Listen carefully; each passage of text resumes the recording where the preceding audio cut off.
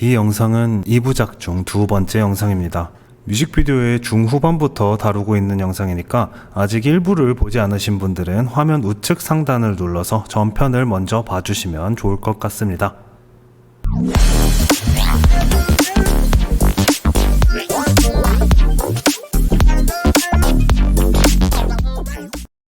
두 사람은 좁은 창을 사이에 두고 서로의 마음을 확인합니다. 그녀가 꼭 돌아올 거라는 박해일의 믿음과 그가 꼭 기다려줄 거라는 베두나의 믿음을 서로 확인한 거죠. 베두나는 그렇게 뒤돌아서서 앞으로 나아가게 됩니다. 박해일은 멀어져가는 그녀를 창을 통해 바라보고 있죠. 그리고 곡의 클라이막스가 딱 이 순간부터 시작됩니다. 노래 가사 속의 주인공은 사랑하는 그녀에게 다녀와요, 괜찮아요, 난 염려 말아요, 그때까지 기다릴게요 라고 노래합니다. 베두나는 박해일을 남겨두고 가사 속 그녀처럼 다녀온다 하고 멀어지고 있는 거죠. 노래 가사상에서는 베두나를 떠나보내고 기다리는 뮤직비디오 속 박해일의 아픔이, 뮤직비디오 상에서는 기다려달라고 부탁하고 떠나가는 노래 가사 속의 여주인공의 아픔이 서로 교차되는 부분이라는 걸 이해한 순간 온몸에 소름이 쫙 돋았습니다. 노래 가사 속 인물의 아픔은 뮤직비디오가 대신 표현하고, 그와 동시에 뮤직비디오 속 인물의 아픔을 가사가 대신 표현해주고 있는 그 구도가 정말 사람 머리에서 나온 게 맞나 싶었을 정도였어요. 그렇게 걸음을 뗀 베두나는 각기 다른 설정의 칸들을 지나가게 됩니다. 맨 처음에는 화려한 체크무늬 바닥의 칸을 지나서 아이들이 하트 풍선을 들고 가득 타있는 칸을 지나가고, 음침한 분위기의 어둡고 푸른 빛의 칸, 그리고 결국에는 막다른 칸에 도착하게 되죠. 사실 뮤직비디오가 처음 시작되고 열차가 이 작품의 배경인 걸 보고서 여러분들도 저도 다들 비슷한 생각을 했을 것 같아요. 혹시 봉준호 감독님의 대표작 중 하나인 설국열차가 떠오르시지 않으셨나요? 설국열차는 꼬리칸부터 앞쪽 칸까지 칸마다 다른 컨셉과 의미들을 보여줬습니다. 봉준호 감독이 설국열차 만화책을 만화방에서 처음 발견한 게 2005년도였어요. 그런데 이 뮤직비디오는 2000년에 발표가 됐죠. 설국열차의 모티브, 앞칸으로 나아갈 때마다 각각의 칸이 갖는 컨셉과 의미가 달라지는 설정이 이 뮤직비디오에서 시작된 것이었다고 볼 수 있겠습니다. 다시 뮤직비디오로 돌아와서 체크무늬의 칸은 박해일의 믿음을 확인한 베두나의 한결 가벼워진 마음을 표현했다고 생각합니다. 체크무늬가 의미하는 바가 크게는 없기 때문에 그 칸의 끝자락만 살짝 나온 거죠. 앞서 내용을 알 필요 없는 책과 같은 장치입니다. 중요한 건 박해일을 굳게 믿는 베두나가 자신을 믿어주는 박해일을 위해서 씩씩하게 앞으로 나아가는 장면 그 자체에 있죠. 체크무늬 바닥은 그 씩씩한 걸음을 내딛는 베두나의 모습을 더 산뜻하게 보이게 만들어 주었습니다. 그 다음으로 나온 칸은 아이들이 하트 모양 풍선을 들고 꽉꽉 들어차 있습니다. 앞서 나왔던 칸의 어른들은 베두나와 박해일의 앞을 가로막는 존재였다면, 이 칸의 아이들은 베두나의 앞길을 축복해주는 존재들로 보입니다. 사랑을 상징하는 하트 모양의 풍선을 들고 밝은 표정으로 베두나를 맞이하면서 나아갈 길을 미리 비켜주면서 터주고 있죠. 그리고 다음에 나오는 칸은 어두침침하고 푸른 빛이 도는 약간 음침한 칸입니다. 그리고 베두나가 그 칸을 통과할 때는 마침 이런 가사가 나옵니다. 단 돌아올 수 없게 돼도 나도 그댈 원망하네요. 가사의 내용으로 미루어 보아 이 칸은 돌아올 수 없을지도 모르는 상황을 표현한 칸으로 보입니다. 하지만 베두나는 한치의 망설임 없이 그 칸을 통과해서 달려가요. 박해일이 자신을 꼭 기다려줄 거라는 믿음을 확인했기 때문이죠. 베두나는 그 칸을 통과한 다음에야 비로소 뒤를 돌아보게 됩니다. 그리고 다시 앞으로 나아가면서 온몸이 점점 하얗게 빛나기 시작합니다.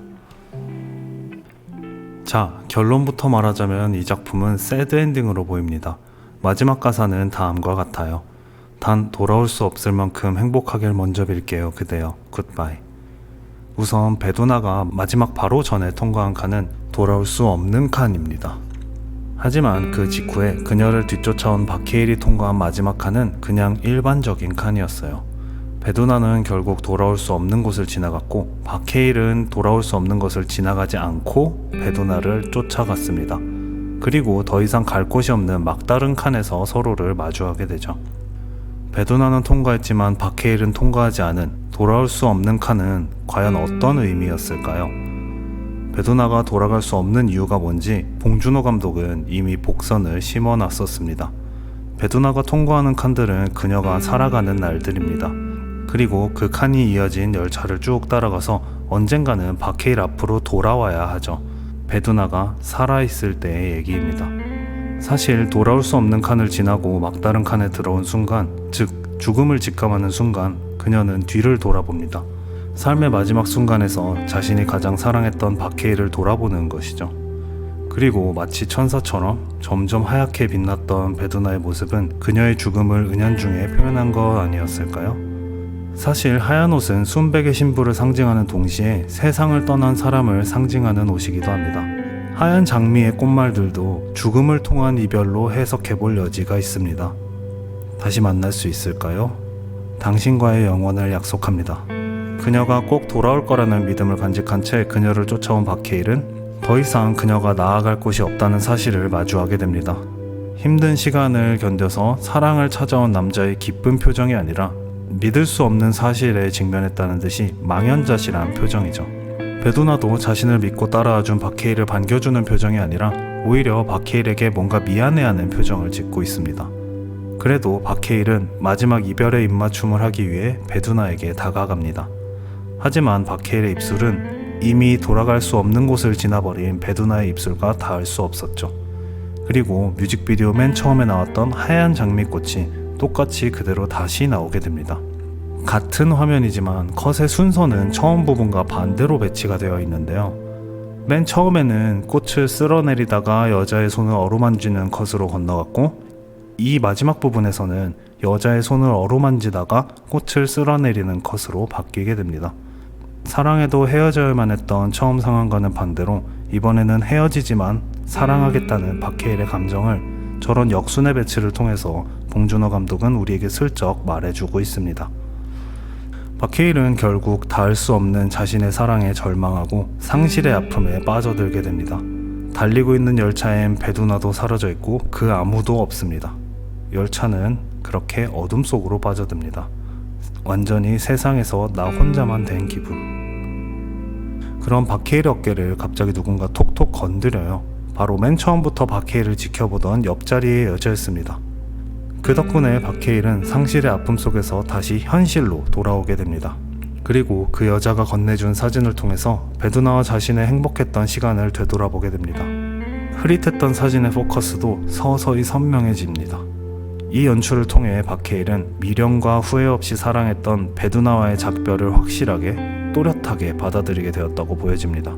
그리고 그렇게 이 뮤직비디오는 끝이 납니다. 네, 지금까지 봉준호 감독이 연출하신 김돈규의 단이라는 뮤직비디오에 대해서 한번 알아봤는데요. 뮤직비디오는 드라마나 영화에 비해서 시간이 아주 짧기 때문에 스토리를 단순하게 하거나 액션이나 연기를 크게 하는 방법을 통해서 전달력을 높이곤 합니다. 스토리가 있는 드라마타이즈드 뮤직비디오 같은 경우에는 곡 재생 시간 외에 스토리의 진행을 위한 시간을 따로 확보해서 10분 정도까지 길이가 늘어나기도 해요. 하지만 적극적인 미장센의 활용이나 상징적이고 디테일한 소품들을 잘 배치시키기로 유명한 봉준호 감독의 작품답게 이 작품은 단 4분 41초 안에 잘 짜여진 서사가 들어있었습니다. 영화에서도 정말 대단한 연출력을 보여주시지만 어쩌면 영화 그 이상으로 대단한 뮤직비디오 연출력을 갖고 계실지도 모르겠다는 생각이 절로 들었어요. 아마 봉준호 감독이 아니라 다른 사람이 이런 가사의 곡을 받아서 뮤직비디오 연출을 맡게 됐으면은 절대로 이런 연출은 생각해내지 못했을 것 같습니다. 봉준호 감독은 이 작품 외에도 가수 한영의 외로운 가로등이라는 곡의 뮤직비디오도 연출하셨습니다. 그 작품은 이번에 본 단보다 봉준호만의 색깔이 덜 잘 드러나 있는 좋은 작품이니까 꼭 한번 보셨으면 좋겠어요. 그리고 기회가 된다면 언젠가 그 작품도 꼭 다뤄보도록 하겠습니다. 지금까지 위즈아드 스튜디오였습니다. 리뷰를 바라는 좋은 명작 뮤비 추천 댓글 받고 있습니다. 많은 관심과 추천 부탁드리고요. 뮤직비디오를 사랑하는 여러분의 구독과 좋아요도 부탁드립니다. 긴 영상 1부, 2부 끝까지 시청해주셔서 정말로 감사합니다.